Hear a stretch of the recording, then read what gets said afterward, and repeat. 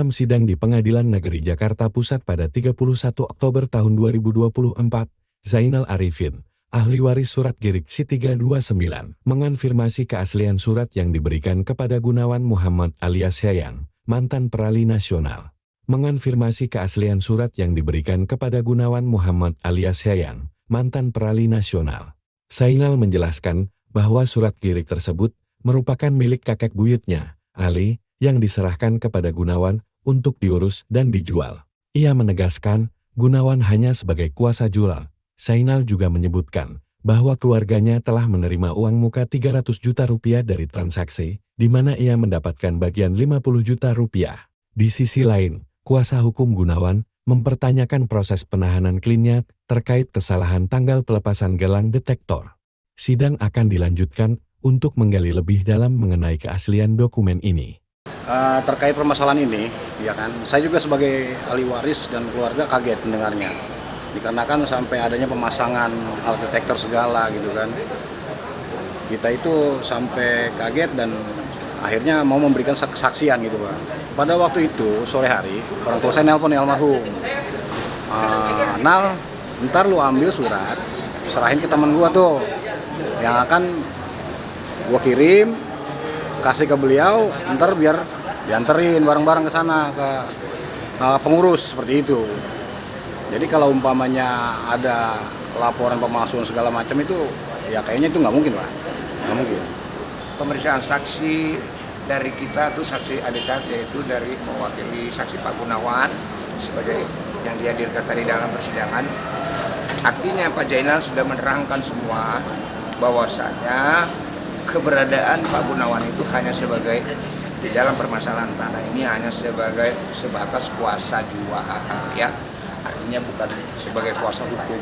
Sudah dipertegas sekali dalam pemeriksaan, beliau ini adalah hanya mengurusi sebagai kuasa untuk bagaimana supaya lahan mereka itu bisa terjual. Itu yang dilakukan tadi. Dan selanjutnya kita melihat saksi itu sudah benar mengatakan itu tadi, yang fakta sebenarnya Pak Gunawan itu ya seperti itu adanya. Saya pikir itu penetapan yang dikeluarkan oleh Pengadilan Negeri Jakarta Pusat terhadap terdakwa Gunawan sudah jelas tadi kami pertanyakan waktu pada saat pelepasan penangguhan penahanan saudara Gunawan, waktunya kan bersamaan tuh 14 Oktober 2024. Penetapan sama dengan berita acara yang dari kejaksaan. Artinya memang ada selisih. Pelepasan ring itu sampai 10 hari, tanggal 24. Sebenarnya menurut hukum acara itu sudah tidak bisa dibenarkan, ya. Namun demikian tadi pertanyaan itu sudah kita ajukan masalah ini di depan persidangan. Hakim menyatakan silakan Anda sebagai kuasa hukum kita akan melakukan dan membuat di dalam pledoi nanti proses pelepasan penangguhan penahanan, pelepasan ring penangguhan penahanan saudara Gunawan. Saya pikir itu. Untuk langkah selanjutnya prosesnya adalah diberi kesempatan JPU untuk menghadirkan ahli. Tadi sudah dijadwalkan bahwa ahli dari kejaksaan adalah tanggal 11. Setelah itu selanjutnya kesempatan saksi ahli dari para terdakwa. Kemudian dari para terdakwa juga ada. Jadi minimal kita untuk sidang saksi atau ahli itu 2 kali sidang lagi. Setelah itu pledoi. Pledoi pembelaan ini nanti yang sangat penting, kita meyakini bahwa dari saksi-saksi yang telah dihadirkan yang mengarah bahwa para terdakwa menggunakan surat palsu sampai sekarang menurut hemat kami belum ada saksi yang menerangkan bahwa surat-surat itu palsu, kan begitu. Mudah-mudahan nanti dalam pledoi kita bisa menyusun dengan baik. Artinya para terdakwa lepas dari dakwaan. Di satu sisi lain menyambung dari Pak Effendi mengenai penetapan penangguhan penahanan tadi.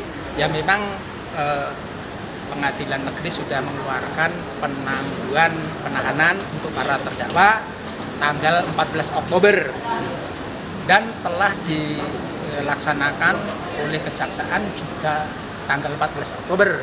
Cuman yang jadi masalah di sini faktanya para terdakwa itu baru tanda tangan atau dilepas ring detektornya pada tanggal 24. Nah, hal ini tadi yang disampaikan sama Pak Effendi, keberatannya para terdakwa tersebut seperti itu. Alasannya apa?